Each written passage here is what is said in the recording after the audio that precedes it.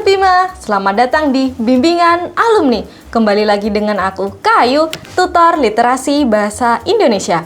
Pada kesempatan kali ini, kita mau belajar latihan soal salah satu subtes UTBK SNBT, yaitu literasi bahasa Indonesia.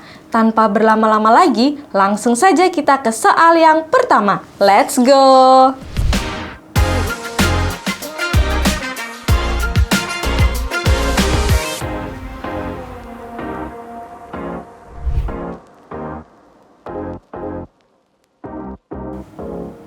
Soal yang pertama. Oke, di sini kita sudah disajikan dengan 7 kalimat. Tapi seperti biasa, kita ke soalnya dulu. Topik yang paling tepat untuk bacaan di atas adalah, nah, ini juga reminder buat teman-teman, kita harus tahu apa sih yang dimaksud dengan topik. Nah, apalagi di sini topik itu adalah pembahasan utama. Pembahasan utama dalam teks, yang artinya harus bisa mewakili keseluruhan teks. Nah, kita mencari main dari topik ini tuh sebenarnya apa sih? Nah, topik yang paling tepat untuk bacaan di atas adalah, nah coba kita lihat opsinya dulu, martabat manusia tidak ada nilainya, sampai yang E, pidana bagi para penjual dan pengimpor obat ilegal. Oke, sekarang kita kembali ke teksnya dulu. Nah, kita coba baca dengan cepat nih. Harga manusia di muka obat melalui undang-undang praktis tidak ada.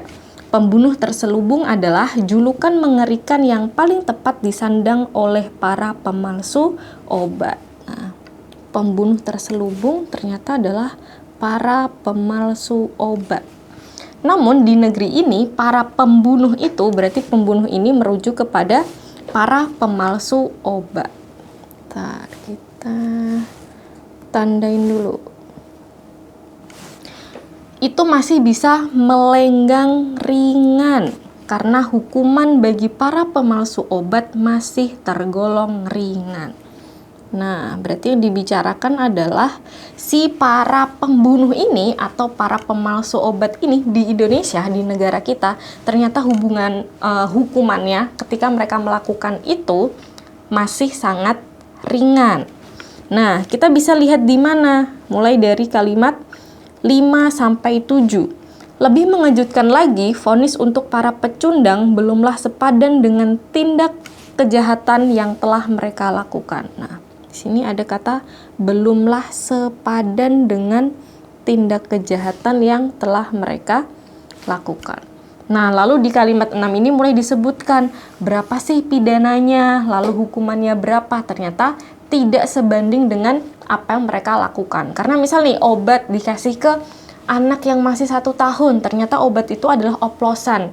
Mungkin aja kita bisa membuat anak itu cacat atau mungkin sampai meninggal dunia. Nah, itu makanya di kalimat 3 disebut sebagai kata pembunuh. Oke, sekarang kita ke topiknya. Topik yang dari awal tuh mulai dibahas atau itu menjadi core problemnya, yaitu tentang si pembunuh atau oknum pemalsu obat. Nah, ini kenapa? Ketika dia melakukan itu, hukumannya ringan.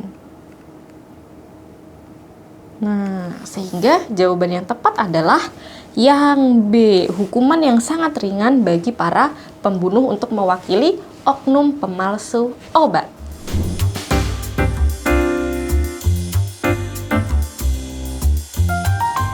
Soal yang kedua. Oke, di sini masih dengan topik yang sama. Nah, pasti pertanyaan berbeda. Hal-hal berikut yang terdapat dalam bacaan di atas kecuali. Nah, di sini ada kata kecuali. Berarti pertanyaan ini adalah statement atau pernyataan yang tidak ada di dalam teks. Nah, jadi jangan sampai kelewat baca kecualinya. Oke, di sini ada opsi A sampai E. Vonis terhadap para pembunuh hendaknya sesuai dengan kesalahannya. Lalu ada di toko banyak penjual jamu dan makanan impor. Kemudian para pemalsu obat disebut para pembunuh. Hukum para pembunuh itu rata-rata kurang dari 1 tahun. Sampai hukuman yang berupa uang bisa digantikan dengan yang lain. Oke, sekarang kita lihat satu-satu nih. Kita minimal harus tahu kalimat utama atau ide pokok atau gagasan pokok dari si teks ini tuh apa sih. Nah, di teks ini dia itu membahas tentang si para pembunuh atau para oknum pemalsu obat hukumannya tergolong ringan. Nah, itu adalah topik yang dibahas di sini. Nah, kalimat setelah itu adalah penjelas gimana sih hukuman mereka, berapa tahun, kemudian didenda dengan uang berapa rupiah. Nah, itu dijelaskan di kalimat-kalimat setelahnya. Nah, kita cek nih yang A. Vonis terhadap para pembunuh hendaknya sesuai dengan kesalahannya. Nah, di sini ada kata sesuai dengan kesalahannya. Sedangkan di teks membahas hukuman para pembunuh terlalu ringan. Artinya dia tidak sama dengan sesuai dengan kesalahannya. Oke, jadi kita tidak bisa menemukan ini di teks tersebut atau bahkan secara ide pokok aja, secara gagasan aja sudah berbeda. Jadi kita keep dulu. Lalu yang B, di toko banyak penjual jamu dan makanan impor. Coba kita lihat di mana kita bisa melihat kalimat ini. Namun di negeri ini para pembunuh itu masih bisa melenggang ringan karena hukuman ini tidak ada. Coba di 4. Akibatnya di pasaran masih terus beredar obat dan jamu baik ilegal maupun palsu serta makanan dan minuman yang mengandung zat adiktif terlarang untuk pangan, boraks, formalin, dan pewarna tekstil. Jadi untuk statement B ini kita bisa lihat di kalimat 4. Lalu yang C, para pemalsu obat disebut dengan para pembunuh. Nah, ini kita bisa lihat di kalimat 3. Nah, di sini ya. Pembunuh. Nah, ini pembunuh bagi para pemalsu obat. Nah, ini ada di kalimat 3. Lalu yang D, hukuman para pembunuh itu rata-rata kurang dari 1 tahun. Nah, itu bisa kita dapatkan dari kalimat 6, di mana di sini udah mulai dijelaskan secara detail berapa sih hukumannya. Nah, pidana bagi para penyimpan dan penjual obat impor yang tidak terdaftar dan palsu hanya 6 bulan penjara serta denda 300.000 subsidiar 1 bulan kurungan. Lalu yang 7, hukuman bagi penjual obat tradisional mengandung bahan kimia hanyalah dengan 500.000 subsidiar 2 bulan kurungan. Kemudian di sini ada lagi makanan kedaluarsa 100.000 subsidiar 7 hari kurungan. Jadi untuk menjawab atau untuk tahu D ini benar atau salah ternyata masih bisa kita temukan di dalam teks, yaitu mulai dari kalimat 6 sampai 7. Lalu yang E, hukuman yang berupa uang bisa digantikan dengan yang lain. Nah, ini adalah nama lain dari subsider. Nah, dan di sini sudah dijelaskan mulai dari kalimat 6 sampai 7. Jadi, statement yang jelas tidak ada di dalam teks adalah yang A. Vonis terhadap para pembunuh hendaknya sesuai dengan kesalahannya.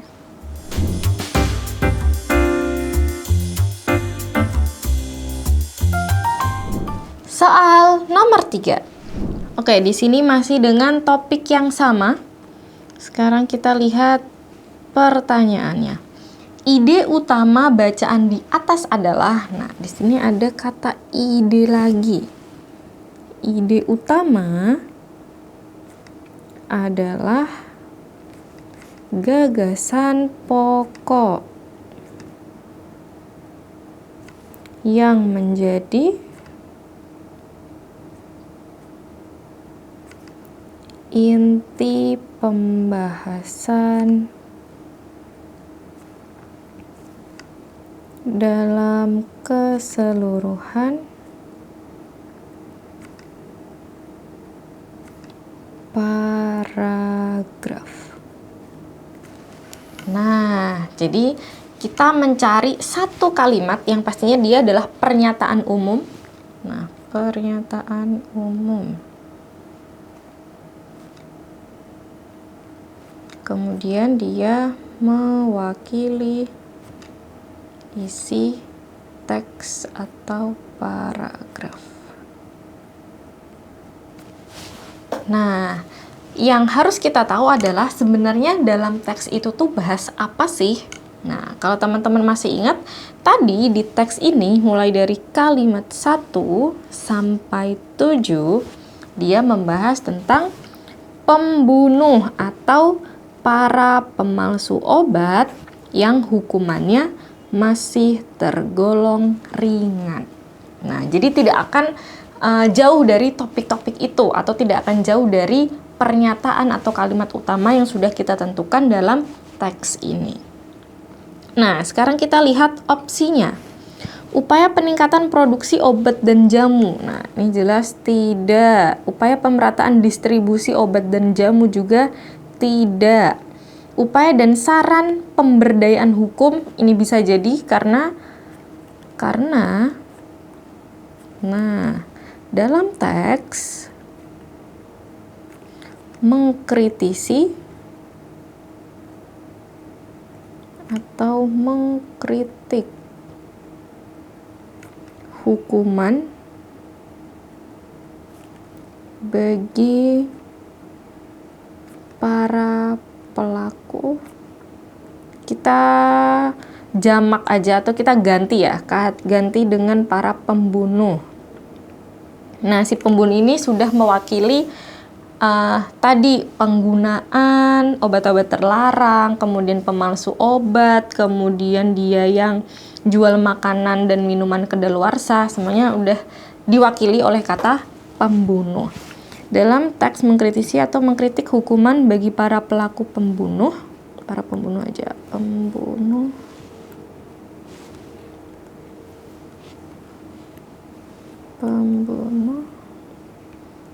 yang masih ringan atau tidak sepadan. Nah, jadi opsi C masih bisa masuk. Lalu yang D, upaya pencegahan produksi obat palsu. Nah, di sini tidak ada. Sedangkan yang dinotis pun tidak hanya obat palsu aja. Ada zat adiktif, kemudian ada yang kedaluarsa juga masih dijual. Lalu yang E, upaya pelanggaran masuknya obat impor. Nah, ini juga tidak dibahas. Jadi jawaban yang tepat adalah yang C, upaya dan saran pemberdayaan hukum bagi para pembunuh.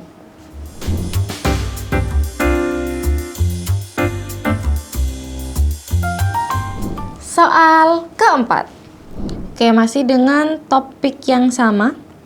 Nah, di sini kita disuruh untuk mencari judul. Judul yang tepat untuk bacaan di atas adalah, nah, ketika kita mencari judul, paling minimal adalah mewakili. isi teks atau bacaan. Kemudian dia menarik. Nah, minimal yang namanya judul itu sesuai dengan isinya. Kadang kalau di berita kan kita ngeklik tuh sesuatu yang kontra sama isinya. Nah, itu ternyata tidak boleh. Jadi yang namanya judul dia harus mewakili apa sih yang dibahas di teksnya, di bacaannya, dan pastikan kita memilih yang mewakili keseluruhan. Dan yang kedua adalah menarik. Menarik tuh gimana, Kak? Jadi kalau kita baca tuh membuat kita orang yang ngelihat itu tuh kepo.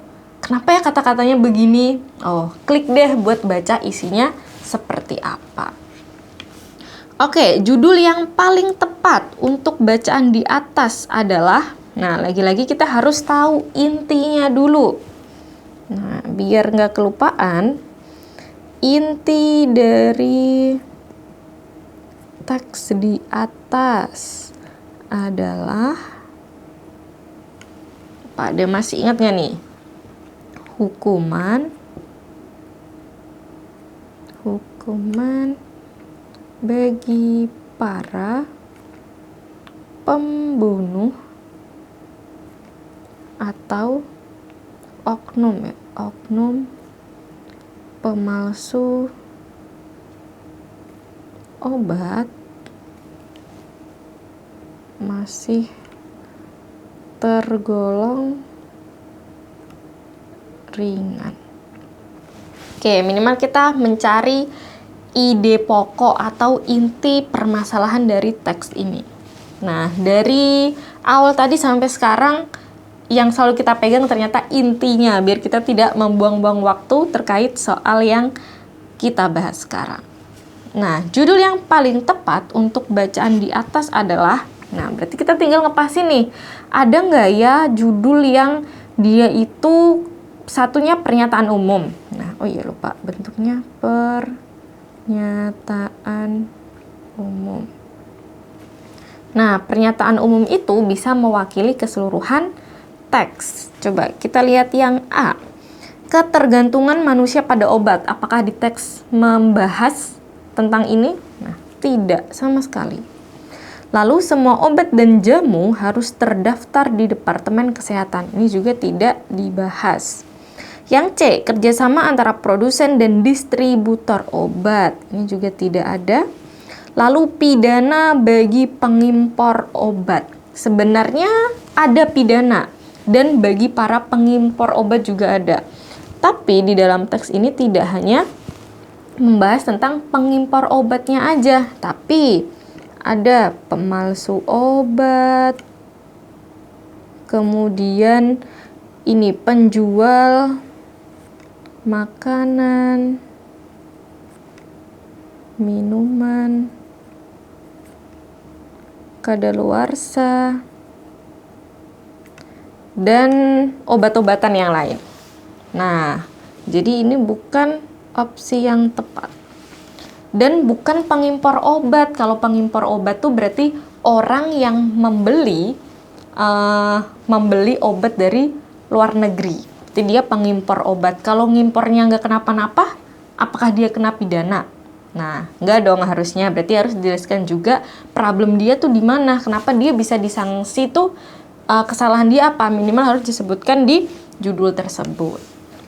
Nah, kalau yang E, pidana ringan bagi pemalsu obat. Nah, ini baru benar. Kenapa? Karena di sini ada pidana. Lalu kesalahan apa sih yang dilakukan? Yaitu pemalsuan obat. Nah, jadi judul yang tepat yang bisa mewakili teks di atas adalah yang E, pidana ringan bagi pemalsu obat.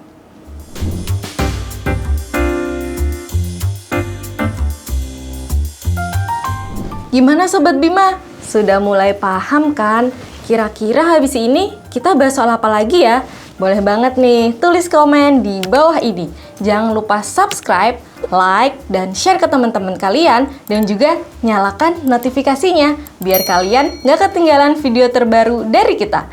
Bimbingan alumni, yakin bisa, pasti bisa. Saya pilih